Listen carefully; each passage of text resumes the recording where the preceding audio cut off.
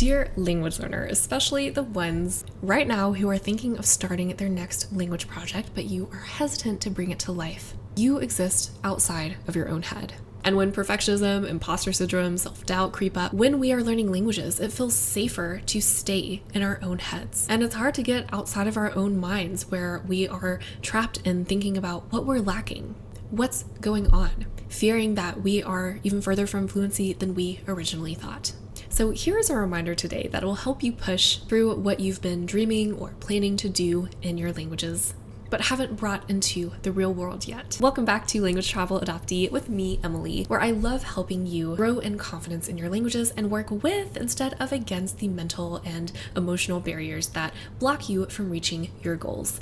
I invite you to also join my community down below. Open anytime to join if you would like to work with me more closely and join a community of like-minded language learners interested in self-development and growth. So when we sense any self-doubt or perfectionism or any anxiety about what we should do next creep in, our tendency is to want to stay in our heads. I don't know about you, but when I was even little, I loved using my imagination. I loved being in solitude because I was really shy, and so I spent a lot of time with myself. And in adulthood, when I encountered language learning, I started to take the same way of being and feeling safer to stay in my own mind when anxiety struck, loving to plan things out, speculate, imagine, try to predict how different things will go, all for the goal of wanting a specific outcome in my language learning. Whenever I was struggling for whatever reason, that made me feel okay. But here's a reminder, you are a feeling, living, breathing physical body that has to interact with the external world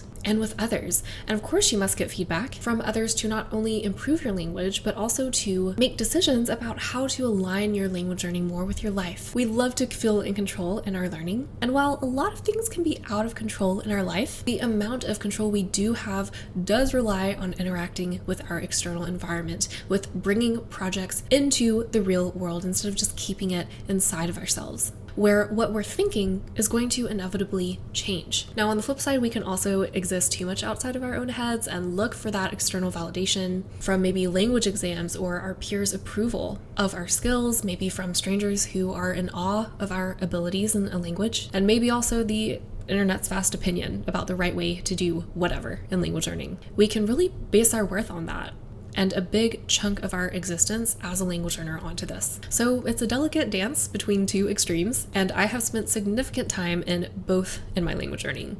Both when I first started learning languages and got a lot of praise for it, as well as when I started learning French and Arabic when I was just drowning in my own head, because those languages for me triggered a lot of self-doubt. And then, of course, planning and plotting in my own head became safer. Even now, in the more positive sense where I don't have a lot of self-doubt, I still live a lot in my own head, right? The nature of my work that I give on this channel and how I think about languages, it's very introspective.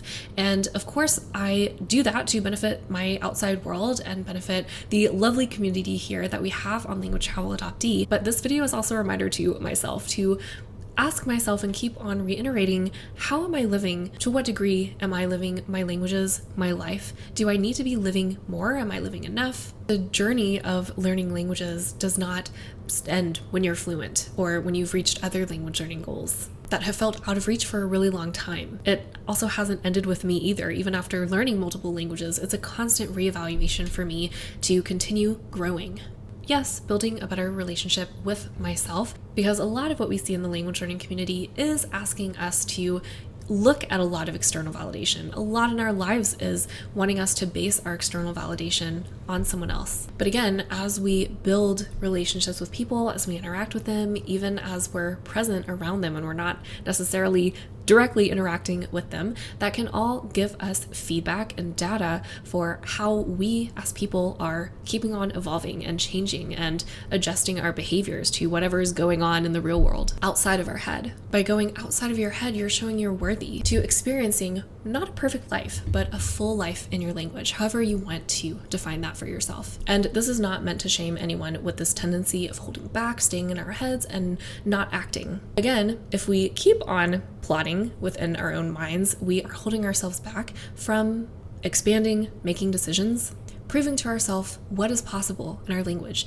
what feels most aligned with us in our language. And for those who prefer to have languages as more passive escapes in their lives, or maybe you're finding yourself in a life circumstance where you have to do that and you can't use your languages very actively, make sure you're still doing, of course, intentional internal work, which I love to help language learners on, but at the same time, make sure you're spending time outside of your own mind. That can mean engaging with something that doesn't directly have to do with languages, such as eating something really delicious, or exercising, or having a really good laugh, maybe even having a really hard, even painful conversation with someone you care about, instead of just staying in your mind and imagining it happening and using that as a way to avoid having the actual conversation. So yes, you feel more in control when you think about your existence, and also when you think about what, when, where, how to do something in your language in your mind. But you also must experience your life, your languages, all the ups and downs that come with it, and continuously